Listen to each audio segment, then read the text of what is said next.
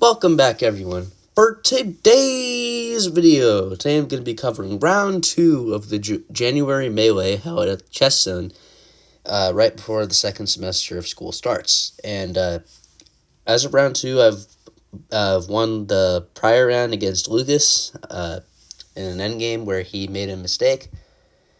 Even though we were worse for a couple of moves, but we still ended up winning the game. And here, I'm paired against an individual very new into the world of OTB tournament chess. His name is Alex Zheng, or Zheng, I think it's pronounced Zheng.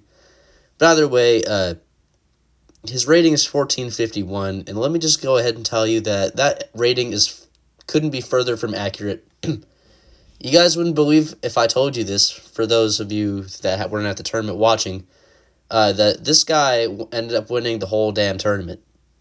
I'm not joking. Like, this guy is not 1451. And the thing is that I saw it when I was looking at the pairings, is that he had a P next to his name, like P1. That means that he only played like one tournament ever. And that means that he's either a noob or massively underrated. And turns out it was the latter. He was massively underrated. So he is not 1451. Let me just go ahead and say that. He ended up beating Chris Chambers, who he's around 2000. I've played him on the channel. And then he ended up beating Damian Krotov, who's around 2100 in the last round. So he's very talented. Don't be fooled by ratings these days. So yeah, I'm going to go ahead and I kind of told you he ended up beating me, so I'm just going to go ahead and share the game with you guys. So, yeah. Alex here begins the game with e4. I go with e5, knight f3, knight c6. And here Alex plays my own opening against me, Scotch game, and I kind of like that because I'm very used to the Scotch game lines. So I take, and he actually plays the gambit. And I know exactly what to do. I go with knight f6, e5, and then you're supposed to go d5 to counterattack the bishop. Bishop e5, knight e4, knight takes d4.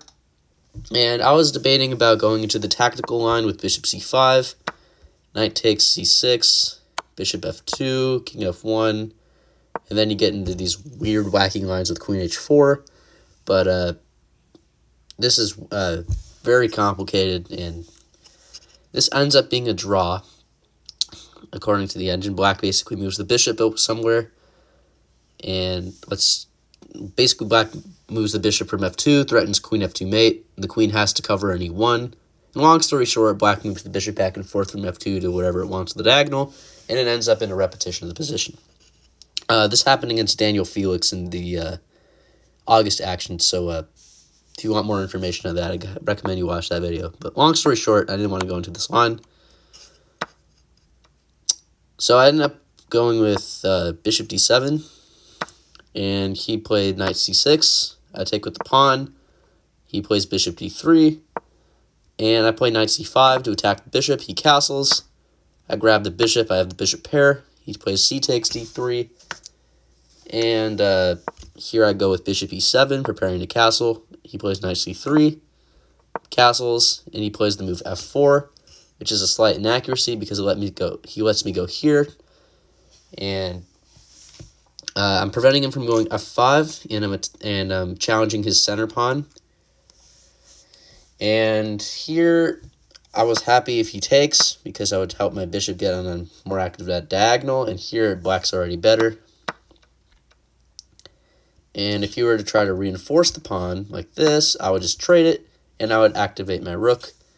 Because if pawn takes, then I would probably do something like, I don't know, bishop here, or guess not. But the point is my rook's maybe queen e8 or something. He can't go here because I would just take this pawn and then bishop c5.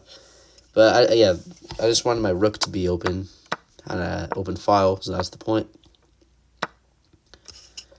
So he can't really do anything about the pawn, so he has to solidify it with d4. I go ahead and take, because I mentioned before, I want to open the rook. He plays f takes, And here I play queen e8, trying to maneuver to h5, or g6 rather. And here he plays rook f8, takes f8 check. I decide to take with a bishop, so that way I can keep my options open for where the queen can go. Here he plays the move queen d3, queen h5, and at this point he has about 18 minutes and I have 22 minutes. Bishop f4, rook b8, I attack his pawn, he defends it, bishop b7, and here he plays the move queen a6, and he's attacking my pawn.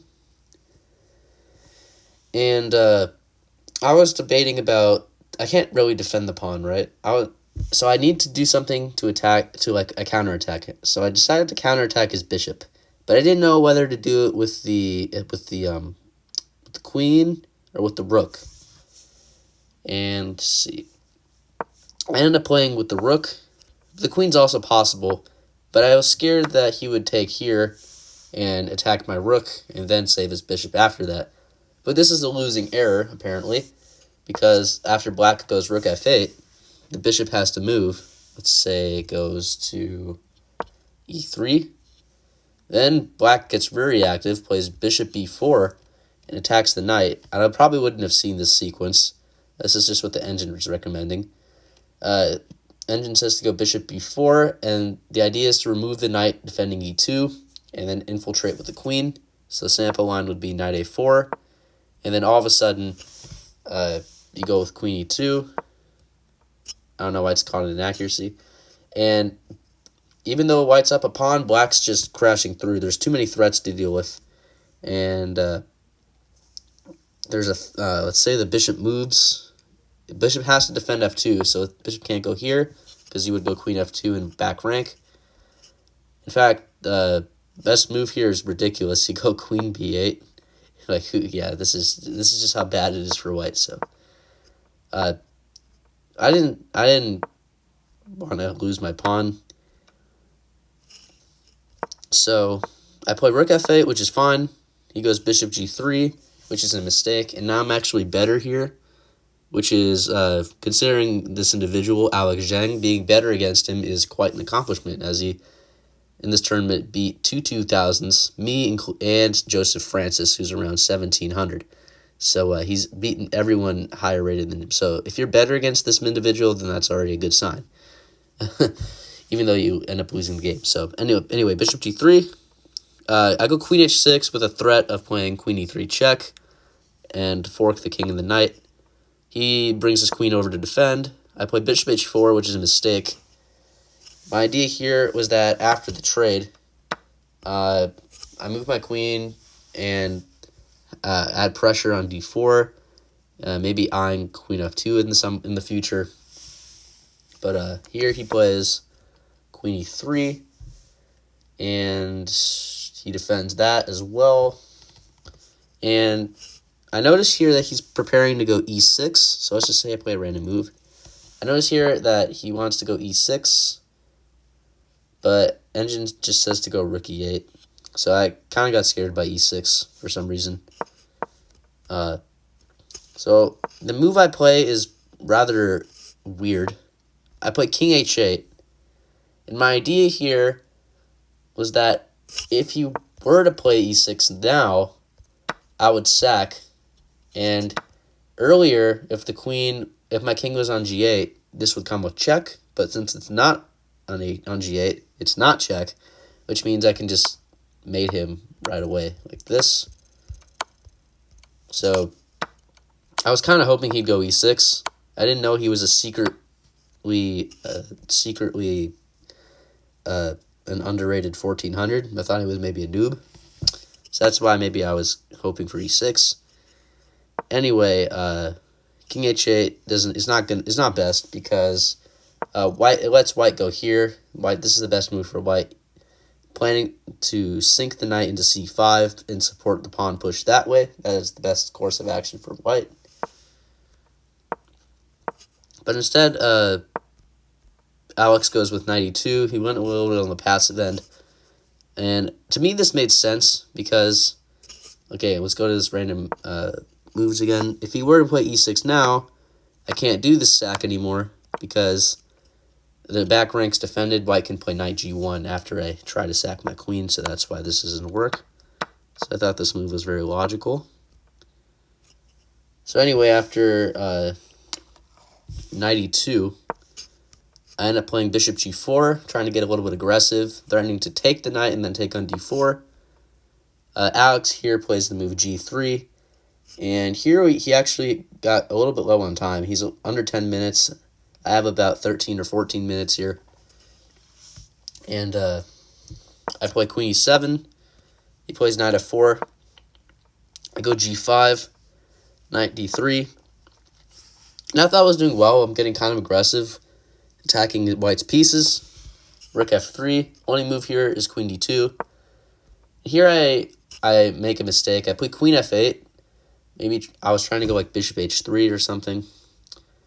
And also, but I just completely missed the fact that white can play queen takes g5 and counterattack my bishop. So if I were to take his knight, he'd just take my bishop. And white is doing much better here. So, and if I try to go bishop h3, then white just blocks everything forever with knight f4.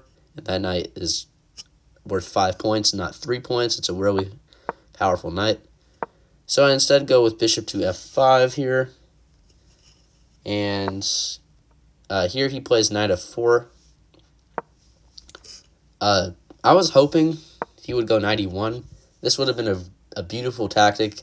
If you were to go knight e1 here to try to attack the rook, I was going to sacrifice my rook like this. I actually saw this. And if the king takes, this is double check. King to g2 or g1, doesn't matter. And then queen f1 would be checkmate there. This would have been an elegant finish to the game if Alex had went for this line, if he had mistakenly moved the knight to the back rank. But he goes knight f4 here. I go bishop e4, and white's basically totally winning here. He opts to go for the trade of queens here. Probably under low time. He had like 5 minutes here. I had like 7 minutes. So he wanted to make the game simpler so he didn't have to use as much time to think. So ef6, I go king g8, and he goes rook c1. I can't defend my c-pawn. I go king f7, rook c6. I go with rook to e3. He goes king f2. I play check, only safe square for my rook. King e2, a5, rook c7 check, king f6. He goes rook c5, and we're both playing this riding on a few minutes of on the clock each. I play a4, and he takes, and I instantly bring my rook to a3, preparing to recover the pawn. I lost. He plays a5. I go ahead and take on a2. He plays king e3. And I was thinking about taking on h2, but I didn't do that, and that ended up being a good, better decision on my part. I wanted to keep on checking, so I played rook a3, king d2, rook a2, king c3. I now go ahead and grab the pawn. He goes knight takes d5 check. I don't take the knight. I want to maybe have the bishops to help defend this endgame.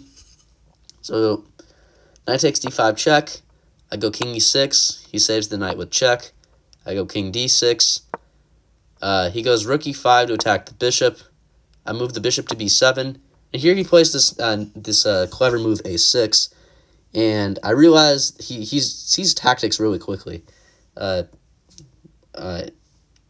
I realized I can't take here because he would just skewer my king to my bishop. And he would just be winning a piece. So I instead go with bishop c8. He goes rook e8, and I didn't want to lose my bishop, so I go king c7. He goes a7. I go behind the pawn. He goes rook d7 check, bishop d7. I block the rook, and he can't defend the a-pawn, but he instead plays knight d5 check. And after king d6, he plays a combination that I just totally overlooked. The simpler approach would just be to sack the rook for the bishop. and then play knight b6 check, and then have the knight guard the promotion square. But he does this in a bit of a more disgusting way, a bit of a flex. He plays it like this. He first sacrifices his pawn into a queen, making a queen, and after I take, he does it like this. He plays rook takes d7 check. Brilliant move. Point is that he's attracting my king here, and if I were to take, knight b6 check, and he wins the rook back, and is completely winning. The fact that he saw this with like a minute on the clock is just phenomenal. Superb tactical vision. So, after sacrificing the pawn and sacrificing the rook, I decline the sacrifice, go king c6. He goes knight f6.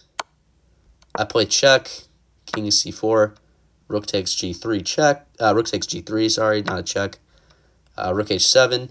And if his d pawn were on the board, this would be a draw. Rook and knight versus rook is a theoretical draw, but unfortunately for me, he has a d pawn, which makes the win super easy for him. So after rook takes h7, I go with rook g1. He goes d5 check, king d6, rook d7, king e5, only move, knight e8, rook c1 check, king b5, and after I try desperately to give some checks, they soon run out. And after knight c7, I resign the game because that was my only hope. That was the only way I could delay the game. And we were the last ones to finish. And yeah, I said I resigned the game. And this was very humbling because this newbie who only played in like 1 or 2 tournaments in his life just beat me. And he went on to beat a bunch of other. He went on to beat 2000s later. So, Alex, if you're watching, what kind of behind-the-scenes training you doing here? We wanna know how you got so good and how come you started only playing chess OTB now. So, if we take a look at the accuracy here, he played at 91.5 and I played at 87.5. Again, can't complain. I just got outplayed. Just like the game against Druva at the Friday Night Quads, I didn't play bad. It's just that Alex just outplayed me, and that's all I can say. And 87.5, good game for a lot, good accuracy for a loss. Don't really have much to say, other than thank you guys for watching. If you like content like this, please don't forget to smash that subscribe button below. Leave a comment, let me know what you think, and I'll post the next two recaps as soon as I can. Yeah, have a great rest of your day or night.